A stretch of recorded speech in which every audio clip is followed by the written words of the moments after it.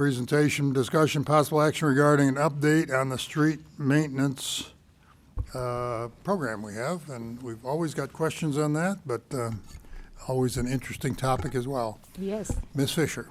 Thank you, Mayor. Good evening, Council. Emily Fisher, Public Works. Tonight, I will be giving an overview of our street maintenance program and kind of how we determine what streets go into the program and our plans for the next couple of years on what streets will have maintenance performed on them.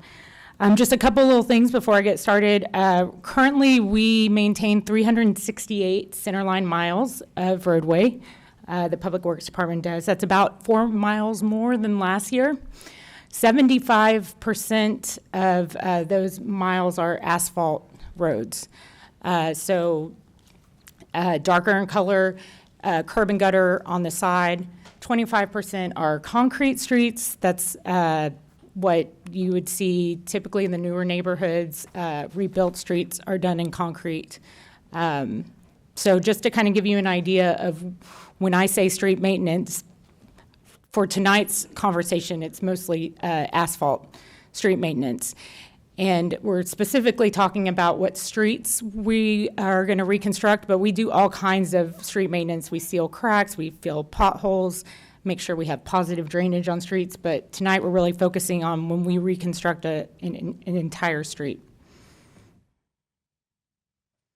So real quick, since we have new members on council, just want to go over how we determine the condition of pavement in the city. So we use something called the Pavement Condition Index, or PCI. You'll hear that said a lot. We use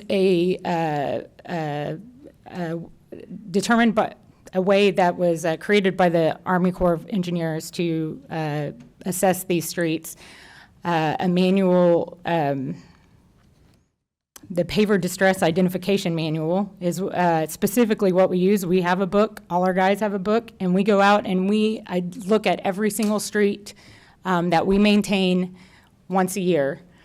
And we use this manual to determine what kind of distresses the street might have, whether it's potholes, cracking, and we assign a severity to that distress. We put that all into our asset management system, and out pops the PCI for the street. Every street, every year. And this kind of gives us an idea of the condition of the street. In general, a PCI of 70 and above, think of it as a grade. 100 is the best. 100 is a brand new street. 70 and above is considered a good condition street. 80 and above, 85 and above, excellent condition streets. So just kind of give you an idea where we are.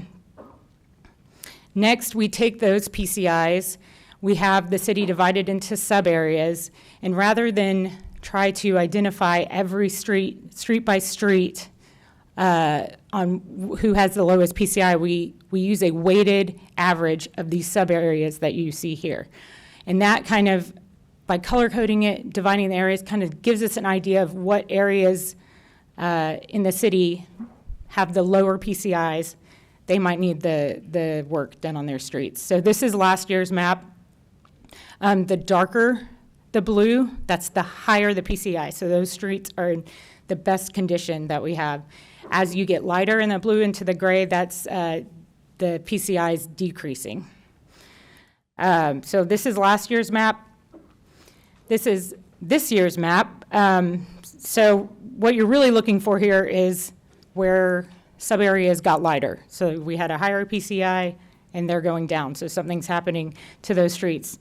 Rather than kind of flip back and forth, so you can see what areas actually declined and increased. I'll just kind of point them out here. Hopefully this will work. So one of the biggest increases we had over the last year is this area. We completed several streets this past year in that area: Timber, Tim, Village, Good, Hollick, to name a few. So that really increased the PCIs. And then over in this area, we concentrated a lot: University Oaks, Stallings, Athens, Olympia. We completed those streets this past year. That raised that area significantly, but it still has one of the comparatively a lower score because it is actually counting in Francis as part of that PCI. And Francis is a capital project. It is in poor condition. And so it's taking that PCI into account. So that's kind of lowering it. So what we should see once Francis is completed, that PCI average should go up.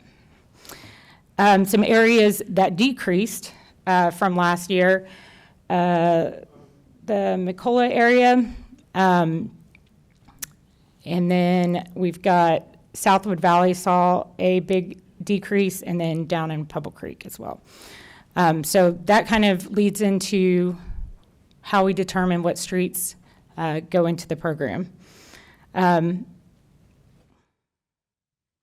questions up to this point? These maps are very small. Feel free to stop me. Really, it's to give you an idea of the area of town and not specific streets.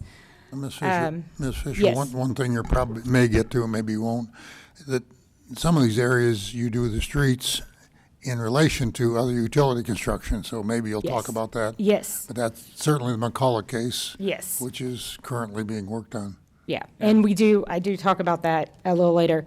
Before I get into the actual streets, I do want to just point out that the overall average PCI of the city is 88, which is excellent. We keep our pavement in very good condition. Looking at individual streets, sometimes you might not see that, but just about half of our streets are 90 and above, which is great. So just to put it into perspective on the condition of the city's pavement. All right, so this is our plan for the next 4 years. These maps are small. I'll just kind of go over the general area. So this is what we are currently working on. So a lot of these streets highlighted now are under construction right now, or they are complete. Focusing in on the East Mark, Brentwood area, and then the Wynwood subdivision.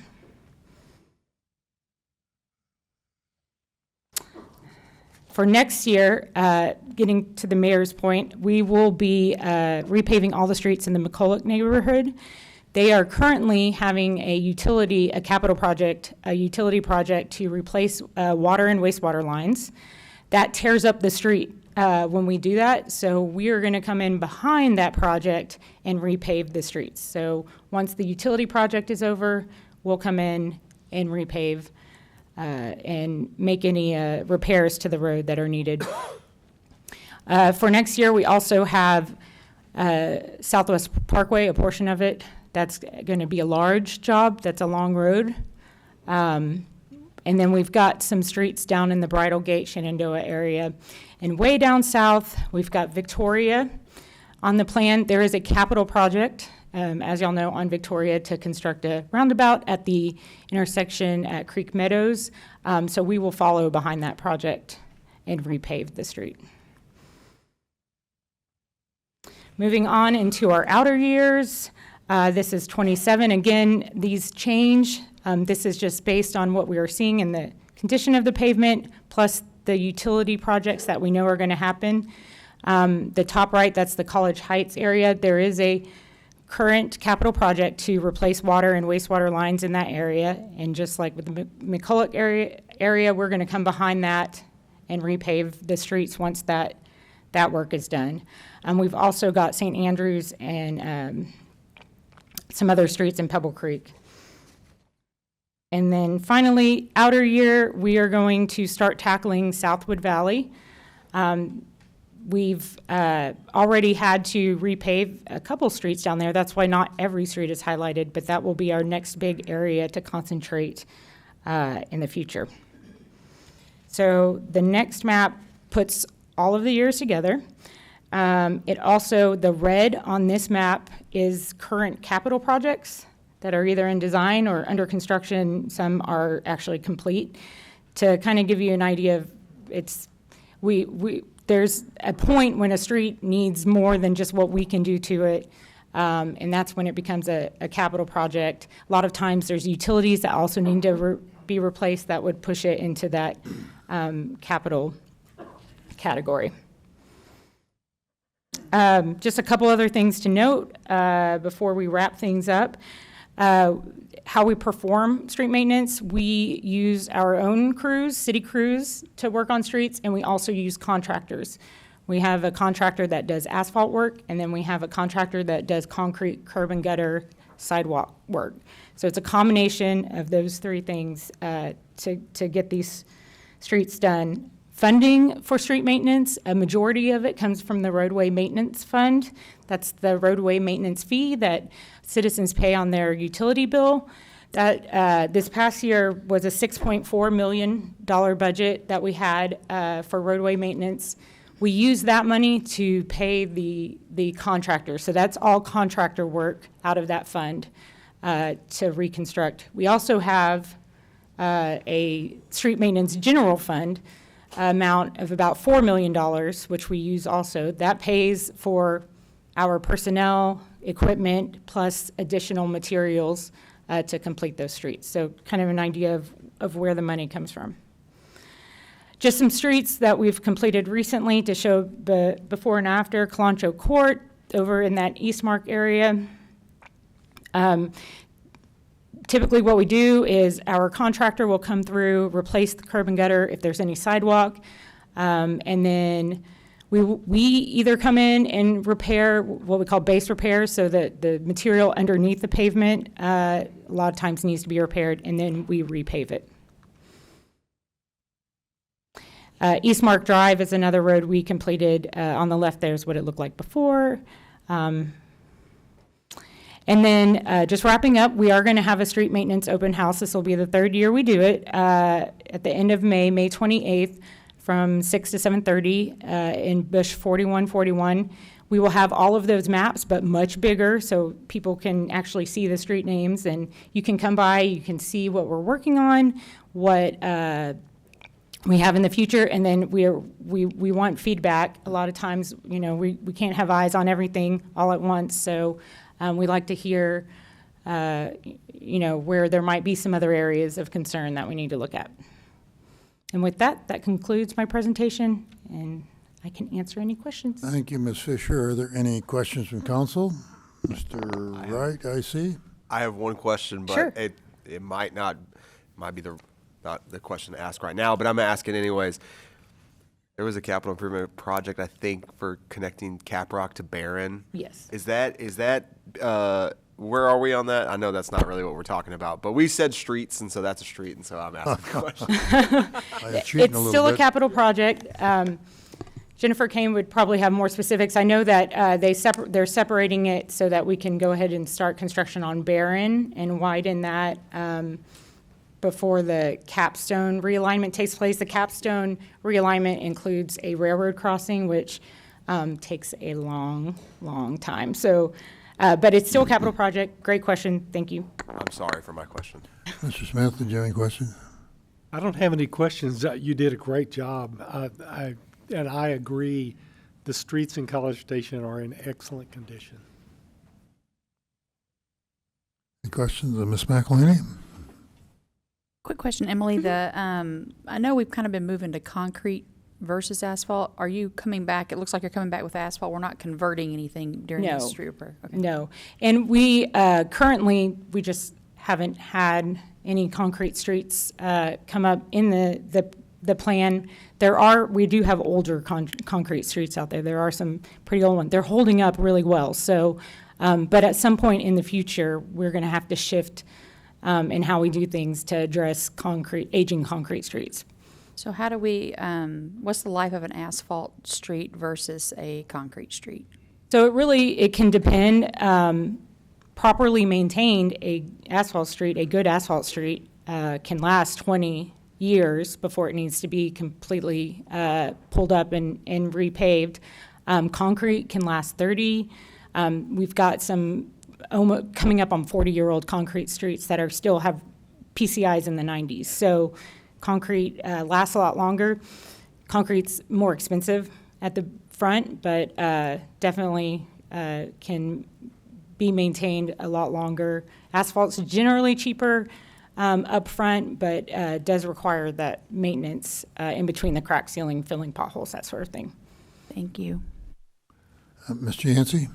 Thank you, Mayor Nichols. Thank you, Ms. Fisher, for a great presentation. I think I misheard your breakdown on asphalt versus concrete roadways. What is it, one more time? 75% is asphalt and 25% concrete. Given the troubles that we had, we spent a lot of money 5-6 years ago on Rock Prairie, and with our soils issue on the east side, it just got tore up instantly, and now we're going back with concrete. On William D. Fitch, since it's already on the capital plan, what are the odds of, or at the will of council, that we can just do that with concrete rather than doing an interim step with asphalt? I'm sorry, what was the question? William D. Fitch, concrete, can we do it instead of asphalt? I mean, you can, that particular road, so there's a lot of things you have to consider when trying to decide between asphalt and concrete. You can look at life cycle analysis, whatever. You can absolutely build Fitch in concrete, and I believe that was looked at economically and what that road is used for. It's a perfect road to have asphalt on. And I know that the soil conditions, that is always a concern in that part of town. I know they're doing a lot of things to keep that road stabilized, but that type of road that's still in a rural area, it's our main path to the landfill. Just given those constraints, it's a great road to be built in asphalt.